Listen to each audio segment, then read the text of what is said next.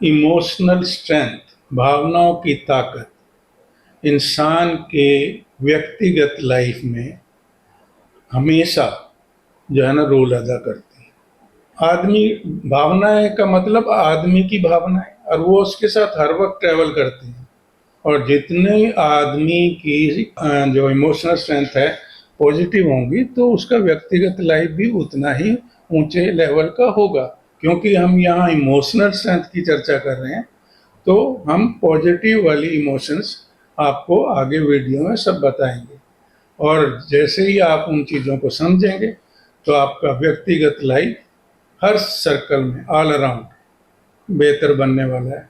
Welcome guys, स्वागत है आपका हमारे यूट्यूब चैनल आनंदमय में। आज का विषय हमारा इमोशनल स्ट्रेंथ पर चर्चा हम कर रहे हैं। अब हम आपको अगली चर्चा में यह बताएंगे कि हमारे इमोशनल स्ट्रेंथ हमारे व्यक्तिगत रिश्तों को कैसे मजबूत बनाता है, इसका क्या रोल है, जिसके बारे में हमारे चैनल के फाउंडर श्री जवाहर जिंदल जी आपको विस्तार पूर्वक बताएंगे। धन्यवाद तन्नू।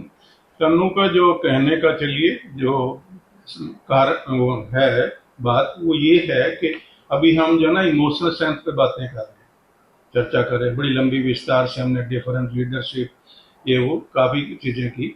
अभी इस चर्चा में हम ये समझाने वाले हैं कि हमारी इमोशनल स्ट्रेंथ हमारे व्यक्तिगत रिश्तों में, पर्सनल रिलेशनशिप में कैसे काम आती है।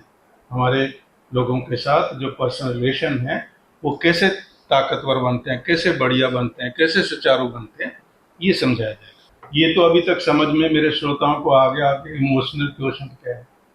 इमोशनल क्वेश्चन या इमोशनल ताकत ये है कि हम दूसरों की भावनाएं समझते हैं, उनको अप्रिशिएट करते हैं, और उनको मैनेज करना भी जानते हैं, उनके साथ कोऑपरेट करना भी जानते हैं, अकोमोडेट करना भी जानते हैं। This is what. अब पर्सनल रिलेशन क्या है? पर्सनल रिलेशन में आप जितने भी लोगों से अलग अलग रिश्तों में बंधे हुए हैं, वहाँ दोनों चीज़ें चलेंगी। चाहे आप ऑफिस में आपके कोलीग्स हैं, चाहे सबॉर्डिनेट्स हैं, चाहे फैमिली है, चाहे कहीं है।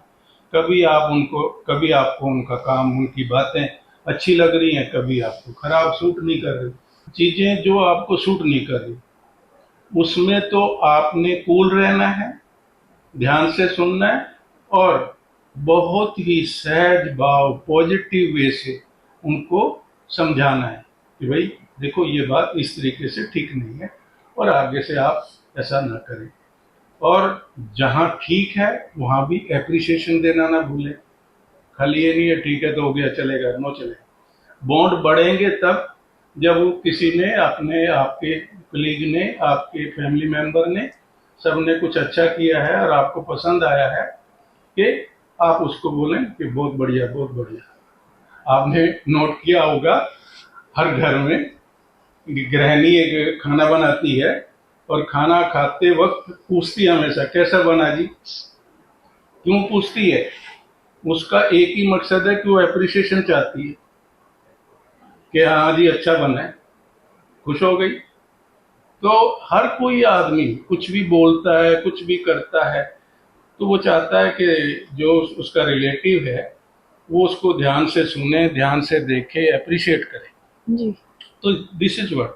अच्छा, ये तो एक बात होगी कि आपने अगले की भावना ध्यान से सुनी और अच्छे बुरे की चीजें की। फिर नॉट ओनली दैट, सीरियस झगड़ा भी हो सकता है। कुछ ऐसी बातें भी लाइफ में, रिलेशन में आती हैं, चाहे कहीं हो, कि कुछ सीरियस टॉक है और उस पर कुछ गुस्सा आ रहा है, कोई ईगो का सवाल खड़ा कर लिया, प्रेस इशू बना लिया, कुछ कर लिया। अगर आप इमोशनली स्ट्रांग हैं तो उन सब को भी मैनेज करना जानते हैं। ऐसी सिचुएशन में क्या करना चाहिए सर? मैं बता रहा हूँ, जैसे मान लिया से देखा कि कोई ऐसी चर्चा हो गई जिसमें गुस्सा आ रहा है, आपको आ रहा है, तो आपने कूल और अपने आप को पॉज लेना है, और पॉज लेके तभी आप इमोशनली स्ट्रांग हैं। अगर मैनेजमेंट वो यही है कि आपने पॉज लिया, और अपने गुस्से पे काबू पाया और आप नॉर्मल हो गए, then and only then you are emotionally strong. तभी वो रिश्ते बना सकते हैं। अगर आप अपना बात बात पे आपा खो लेते हैं तो इट मीन्स आप इमोशनली स्ट्रांग नहीं है और आप रिश्ते नहीं बना सकते अच्छे दूसरे के भी।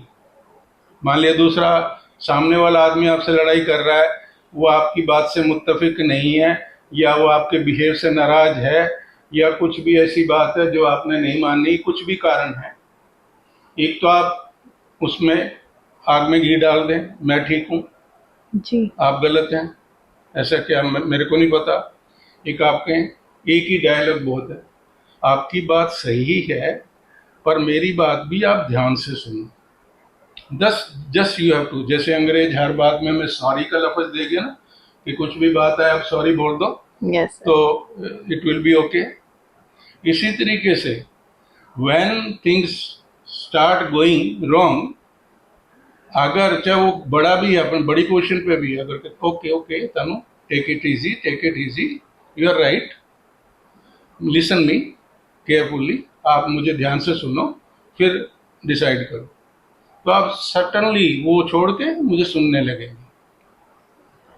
हाँ, when you say okay okay you are right word सुनते ना, अब मेरी सुनो, तो आप वो गुस्सा छोड़ देंगे और मुझे सुनने लगेंगे जी। तो वो झगड़ा खत्म हो गया। कि अगर कोई आदमी इमोशनली स्ट्रांग है, संवेदनशील है, ऐसा कि जैसे कि उसके दिल में प्यार है, वो उसका दिल प्यार से भरा हुआ है, अफेक्शनेट है, और अगर ये सब नहीं है तो वो खुश्क है, तो उसके पर्सनल रिलेशन बन ही नहीं सकते। हाँ जी। तो इसलिए पर्सनल रिलेशनशिप के में भावनाएं एक क्रूशियल रोल अदा करती हैं। तो कहने का मतलब हमारे जितने भी नेगेटिविटीज हैं, जितने भी हमारी नेगेटिव इमोशंस हैं, उन पे हम उनको आड़े ना आने दें रिश्तों में, उनकी वजह से रिश्ते खराब ना होने दें, उनको प्रबंध करना हमें आना चाहिए। बस बात खत्म। धन्यवाद सर। मैं आशा करती हूँ हमारे सभी व्यूअर्स को आज की हमारी ये चर्चा अच्छे से समझ आई हो कि हमारे व्यक्तिगत हमारे जो रिश्ते होते हैं, हमारे पर्सनल रिलेशनशिप जो हैं, उसमें क्या इमोशनल स्ट्रेंथ का इम्पोर्टेंट रोल है। आशा करती हूँ आपको यह वीडियो हमारी पसंद आई हो। इसे लाइक करें, सब्सक्राइब करें और अपने ज़्यादा से ज़्यादा फ्रेंड्स के साथ हमारी वीडियो को शेयर करें। Thank you.